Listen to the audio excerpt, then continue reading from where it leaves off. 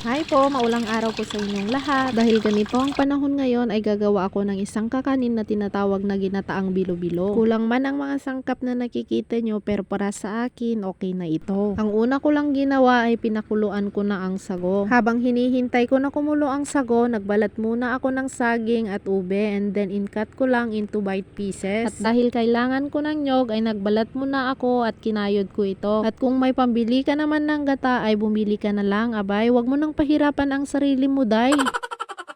Next naman na ginawa ko ay hinanda ko na rin ang glutinous flour para sa gagawin kong bilo-bilo. Linagyan ko nga pala ng glutinous flour ang bilao para sa paggulungan ko ng mga bilo-bilo. 2 cups lang pala ang ginamit ko na glutinous flour at sa paglagay ng tubig, kailangan dahan-dahan lang ito hanggang sa makabuo ka ng dough. Sa paggawa ng bilo-bilo, kailangan mo lang ng kaunting mixture at i-roll mo ito ng pabilog gamit ang iyong kamay. Pagkatapos na magbilog ay isalang na rin ang kaserola at ilagay ang gata ng nyog at kaunting tubig. At idagdag na rin ang ube at saging at takpan ito at hintayin kumulo. At kapag kumulo na ito at malambot na ang ube at ang saging, ilagay na rin ang bilo-bilo at ang sago at haluin lamang ito. And then magdagdag na po ng vanilla pero ito ay optional lamang at idagdag na rin ang asukal at ang asin pero ito ay tansyahan lamang, depende po sa inyong panlasa ha. Ang asin nga pala na nilagay ko ay panlaban lang po sa tamis nito. So paano na? Luto na ang ating ginatang bilo-bilo, linisin na ang lamesa at kakain na tayo. Tara na at tikman na natin ang masarap at malinamnam na ginataang bilo-bilo dito sa aming munting kusina. So ayun lamang po, maraming salamat sa pananood. See you on my next video again. Bye!